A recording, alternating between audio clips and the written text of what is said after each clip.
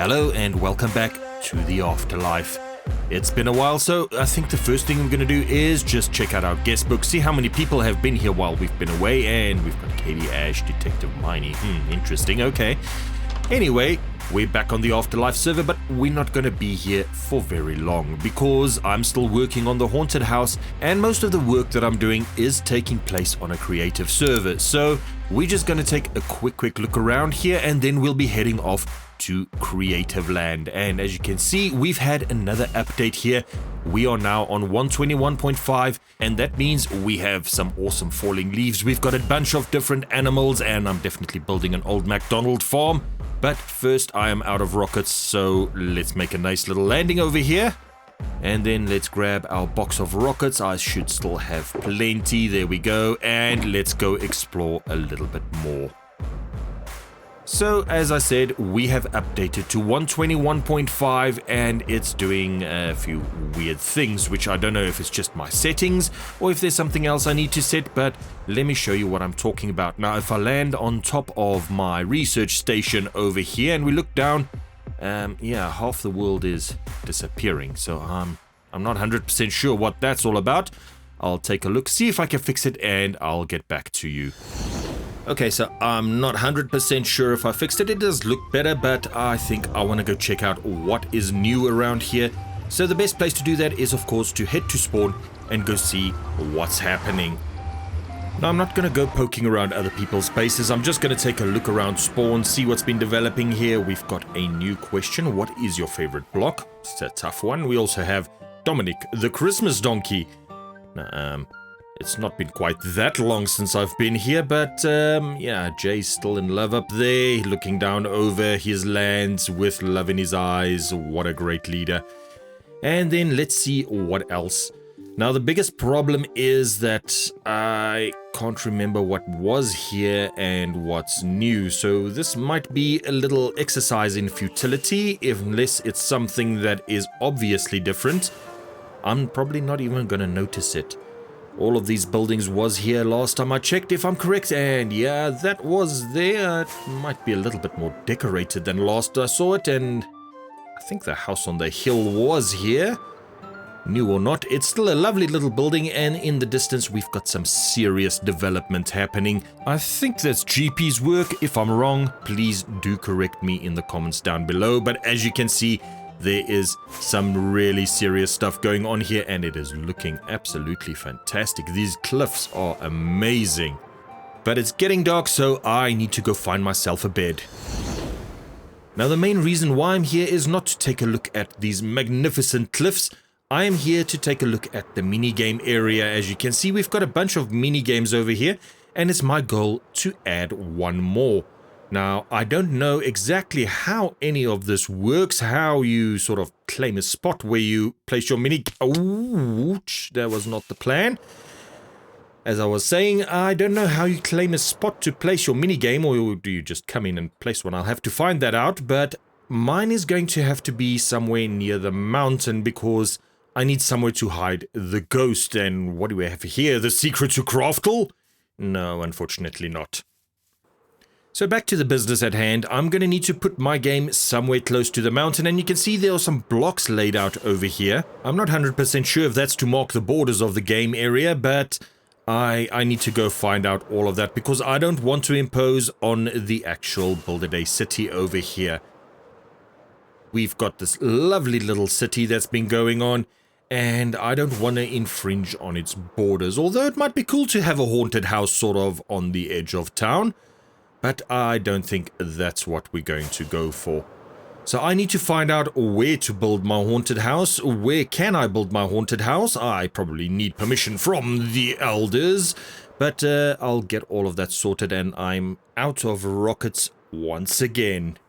So, yeah, but that's alright because I'm just about to head over to the creative server and go and build myself a house to go along with my ghost. So let's just restock on rockets. And then, let's get out of here.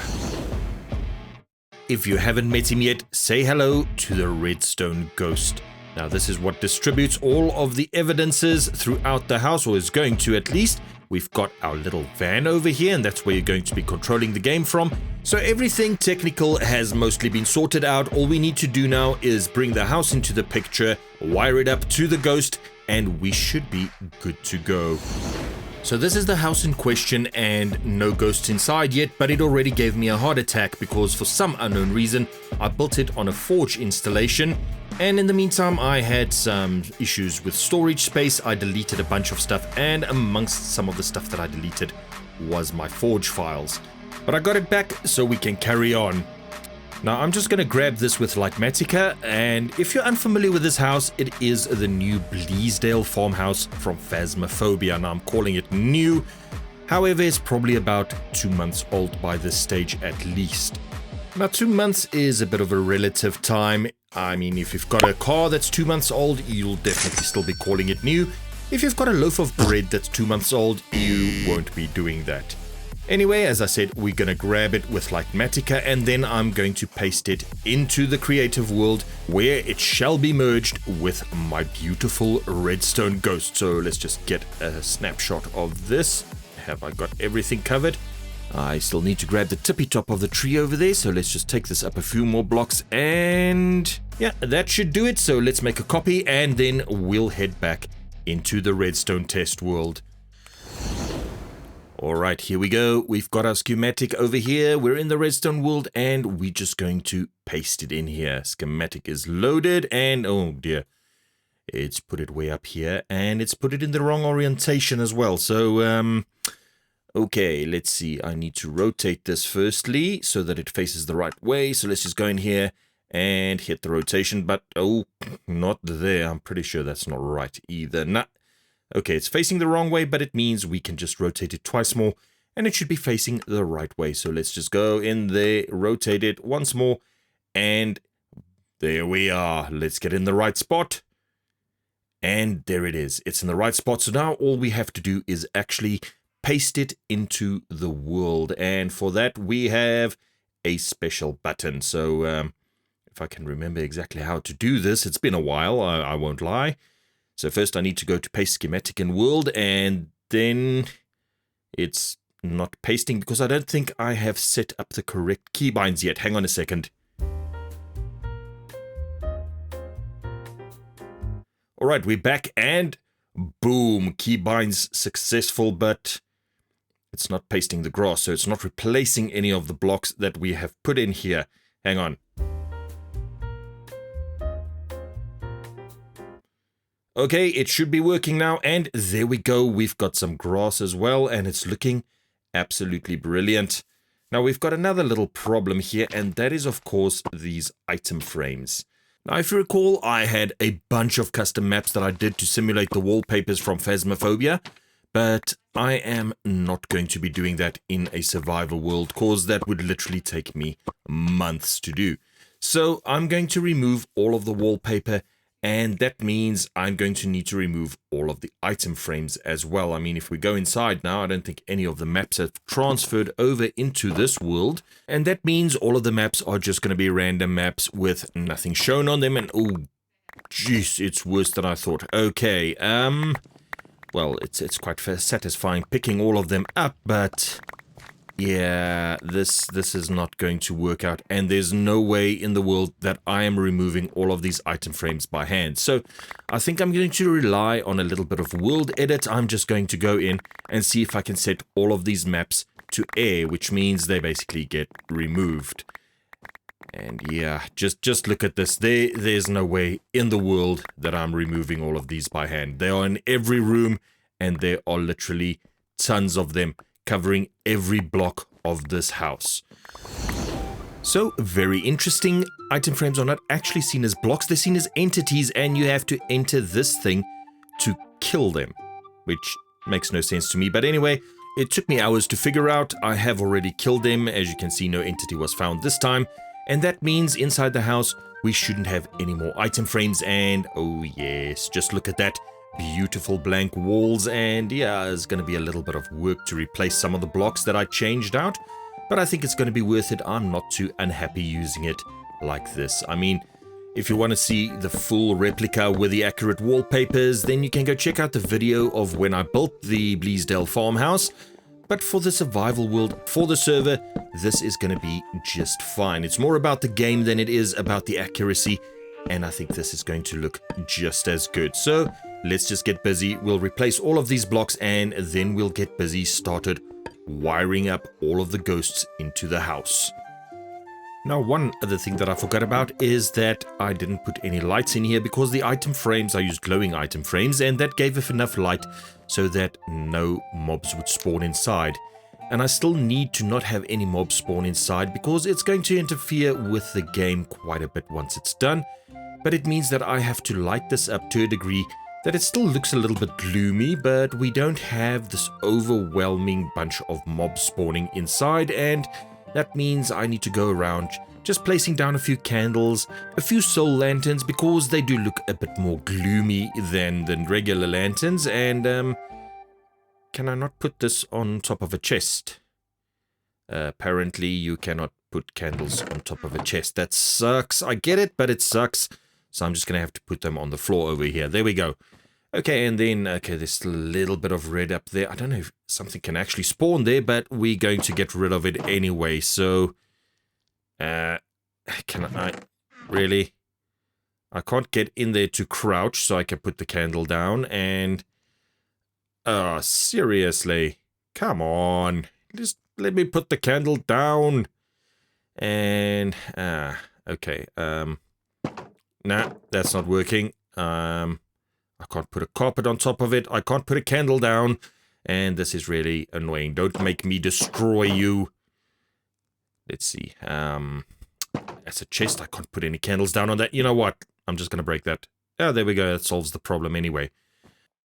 I've been through the entire house. I've placed down sufficient lighting to prevent any spawning happening. And although the house looks a bit brighter, it's still gloomy enough, I think. And now it is time to start incorporating the ghost.